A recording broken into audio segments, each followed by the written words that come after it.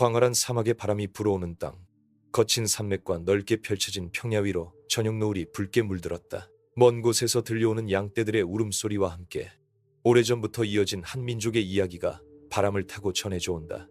이스라엘의 12지파, 하나님의 선택받은 백성들, 그들의 운명은 어디로 흩어졌는가? 그 신비가 오늘 우리의 눈앞에 펼쳐진다. 이스라엘의 자손들아, 들으라. 너희 지파들의 길은 먼 옛날부터 하나님의 섭리 안에 놓여 있느니라. 신명기 32장 8절. 모래와 바람이 만들어낸 사막의 침묵 속에서 12지파가 걸어온 발자국들은 때로 황홀한 찬란함으로, 때로는 잊혀진 그림자로 남아있다.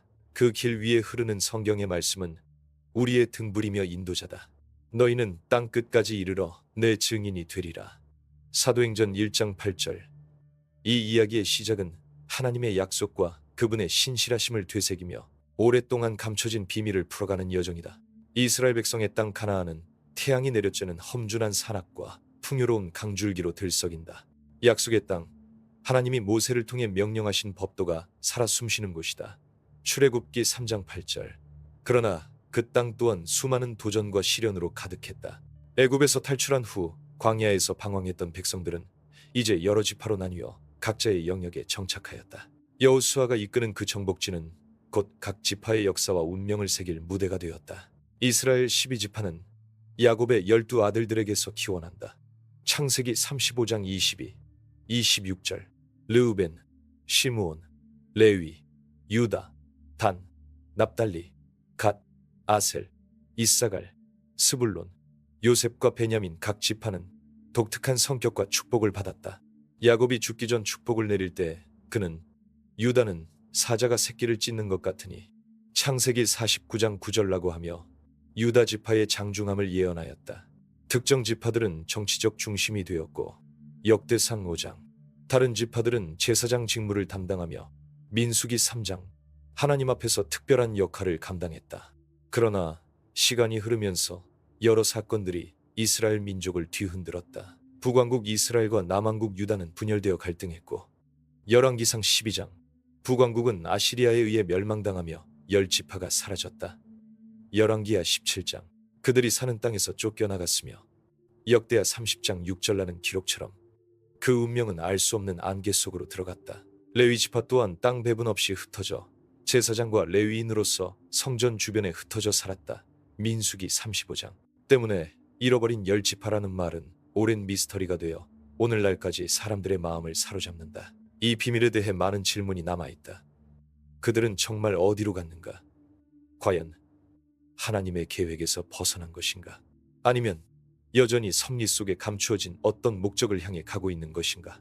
어느 날 밤 별빛 아래 작은 촛불 하나가 흔들리며 스스로 질문을 던졌다. 주님, 만약 우리가 흩어졌다면 다시 모일 수 있습니까? 그 목소리에 대답하듯 조용히 들리는 듯했다. 내가 네 길을 인도하며 네 발걸음을 붙들리라. 시편 32편 8절. 그때 한 장면, 유다는 형제들에게 말한다. 우리 각자가 받은 축복과 역할이 있기에 절망할 필요 없어. 우리는 하나님의 손 안에 있어. 형제 요셉이 고개를 끄덕이며 답했다. 맞소. 우리가 흩어졌지만 하나님은 우리를 잊지 않으셨소. 그의 눈빛에는 믿음과 소망이 빛났다. 그러나 현실은 녹록치 않았다. 분열된 왕국과 포로 생활, 그리고 민족 정체성의 위기는 새로운 도전을 가져왔다. 이스라엘이라는 이름조차 흔들리는 순간들이 있었다. 민족 전체가 하나님의 뜻 앞에서 시험받았으며 각 지파는 자신만의 길 위에서 갈등과 화해를 반복했다. 바로 여기에서 이야기는 시작된다. 사라진 12지파의 미스터리를 풀어가는 여정은 단순한 역사적 탐구를 넘어서 영적 진리와 연결되어 있다. 이스라엘아, 내가 너를 다시 모으리니 네 뿔을 높이 들 것이며, 미가서 2장 12절라는 하나님의 약속처럼 흩어진 자들이 다시 돌아올 날을 소망하면서 우리는 깊은 비밀 속으로 걸음을 내딛는다. 그들의 발자취는 지금도 세계 곳곳에 남아있을 것이다. 어느 누군가는 아직도 그 고대의 부름을 듣고 있을지도 모른다. 너희 12지파여, 너희 가운데 빛나는 별들이여, 그 빛이 어둠 속에서도 꺼지지 않고 반짝이기를. 요한계시록 7장 4, 8절. 바람결에 흘러간 세월만큼이나 깊어진 질문은 우리 마음속에 새겨졌다. 그리고 그것이야말로 이 신비로운 여정의 시작이었다. 이제 우리는 함께 그 비밀을 향해 나아갈 것이다. 잃어버린 것 같지만 결코 잊히지 않은 하나님의 백성 이야기. 황혼이 짙어지며 이스라엘의 땅은 차가운 그림자 속에 잠겨갔다. 북왕국 이스라엘이 아시리아의 군대에 포위된 장면은 거대한 전쟁터로 변해 있었다. 칼날이 부딪히는 소리와 전쟁의 함성 속에서 열 지파의 운명이 한순간에 흔들리고 있었다. 너희는 강하고 담대하라. 여호와가 너희와 함께 하시느니라. 여호수아 1장 9절. 그러나 현실은 냉혹했고 북왕국은 결국 멸망했다. 열왕기하 17장 6절. 수많은 백성이 포로로 끌려가고 그 땅은 황폐해졌다.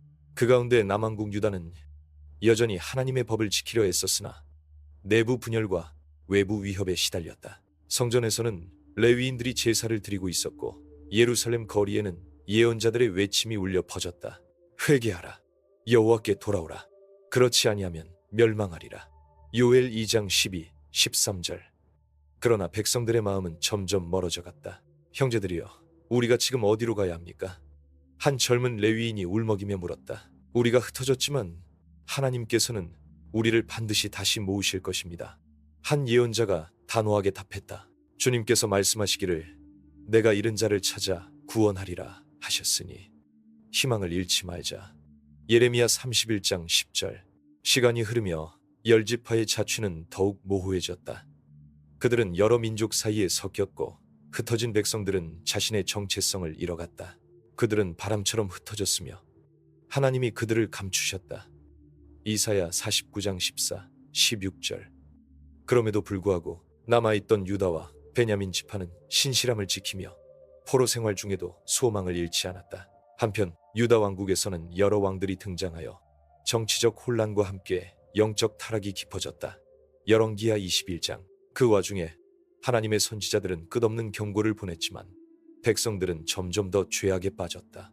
그러던 어느 날 느헤미야가 예루살렘으로 돌아와 성벽 재건을 시작하며 백성들에게 하나님 나라의 회복을 선언했다. 너희 마음을 강하게 하라. 주님께서 너희와 함께 하시느니라. 느헤미야 2장 20절. 그러나 바벨론 포로 생활에서 돌아온 이들 사이에서도 긴장이 높아졌고 회복의 길은 쉽지 않았다. 일부는 옛 신앙을 버리고 이방의 풍습을 따르려 했으며 내부 갈등과 의심이 깊어졌다.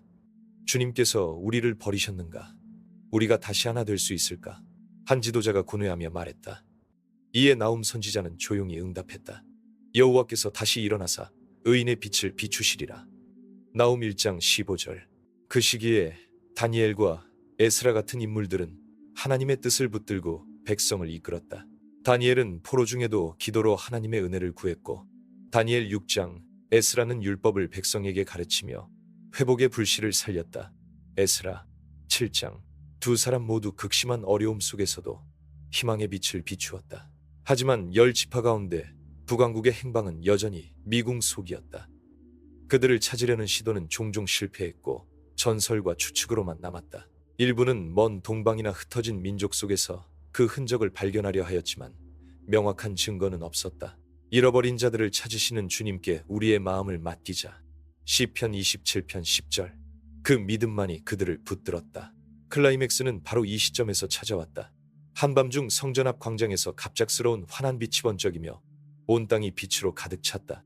이사야 선지자의 음성이 울려 퍼졌다. 보라, 내가 새 일을 행하리니 이제 나타내리라. 이사야 43장 19절. 광장은 조용해지고 모든 이들의 심장은 떨렸다. 주님의 음성이 들리십니까? 한 아이가 떨리는 목소리로 묻자 어른들은 고개를 끄덕이며 말했다. 네, 우리는 새로운 소망의 시작을 보게 될 것이다. 그리고 멀리서 들려오는 찬양 소리가 밤하늘 별빛처럼 반짝였다. 그 순간 하나님의 손길이 민족 위에 내렸음을 알 수 있었다. 분열과 상처로 얼룩진 역사가 새로운 운명을 맞이하는 변곡점이었다. 모든 지파가 다시 모여 하나님의 뜻 안에서 회복될 날을 향해 움직임이 시작되었다. 우리 이야기는 곧 절정에 다다른다. 흩어진 자들이 모이고 숨겨진 진리가 드러나는 순간 모든 것이 바뀌리라. 그때 우리의 눈앞에 펼쳐질 광경은 인간의 상상을 초월하는 장엄한 신비일 것이다. 더 깊은 진실과 회복의 약속을 알고 싶다면 함께 이 여정을 계속하자. 채널 구독으로 앞으로 펼쳐질 이야기를 놓치지 마세요.